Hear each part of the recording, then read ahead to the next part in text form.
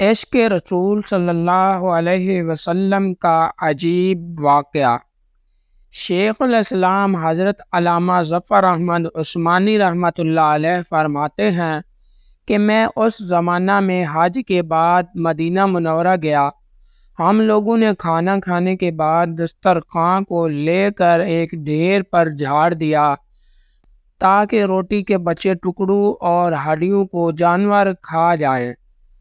تھوڑی دیر کے بعد جب میں اپنے کمرے سے باہر نکلا تو یہ دیکھ کر حیران رہ گیا کہ ایک خوبصورت 9 سال کا بچہ ان ٹکڑوں کو چن چن کر کھا رہا ہے۔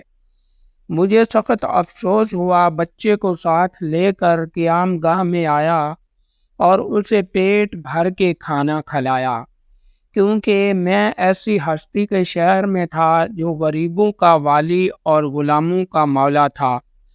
میرے اس برتاؤ کو دیکھ کر بچہ بے حد متاثر ہوا۔ میں نے چلتے وقت اس سے کہا کہ بیٹے، تمہارے والد کیا کرتے ہیں؟ اس نے کہا میں یتیم ہوں۔ میں نے کہا بیٹے، میرے ساتھ ہندوستان چلو گے؟ وہاں میں تم کو اچھے اچھے کھانے کھلاؤں گا، عمدہ عمدہ کپڑے پہناؤں گا، اپنے مدرسے میں تعلیم دوں گا۔ جب تم عالم فاضل ہو جاؤ گے تو میں خود تم کو یہاں لے کر آؤں گا اور تمہیں تمہاری والدہ کے سپرد کر دوں گا۔ تم جاؤ، اپنی والدہ سے اجازت لے کر آؤ۔ لڑکا بہت خوش ہوا اور اچھلتا کودتا اپنی والدہ کے پاس گیا۔ وہ بیچاری بیوہ دوسرے بچوں کے اخراجات سے پہلے ہی پریشان تھی۔ اس نے فوراً اجازت دے دی۔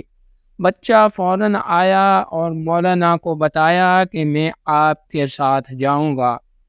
میری ماں نے اجازت دے دی ہے۔ پھر پوچھنے لگا کہ آپ کے شہر میں چنے ملتے ہیں؟ مولانا عثمانی رحمۃ اللہ علیہ نے بتایا یہ ساری چیزیں وافر مقدار میں تمہیں ملیں گی۔ مولانا کا بیان ہے کہ میری انگلی پکڑے پکڑے مسجد نبوی صاحب علیہ الصلوۃ والسلام میں وہ میرے ساتھ آیا اور ٹھٹک کر رہ گیا۔ سرکار دو عالم صلی اللہ علیہ وسلم کے روضہ مبارک کو دیکھا اور مسجد کے دروازے کو، اور پوچھا کہ بابا یہ دروازہ اور روضہ بھی وہاں ملے گا؟ میں نے اس سے کہا بیٹا، اگر یہ وہاں مل جاتا تو میں یہاں کیوں آتا؟ لڑکے کے چہرے کا رنگ بدل گیا۔ میری انگلی چھوڑ دی۔ بابا تم جاؤ، اگر یہ نہیں ملے گا تو میں ہرگز اس دروازے کو چھوڑ کر نہیں جاؤں گا۔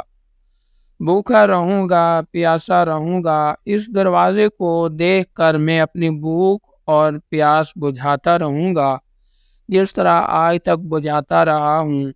یہ کہہ کر بچہ رونے لگا اور اس کے عشق کو دیکھ کر میں بھی رونے لگا۔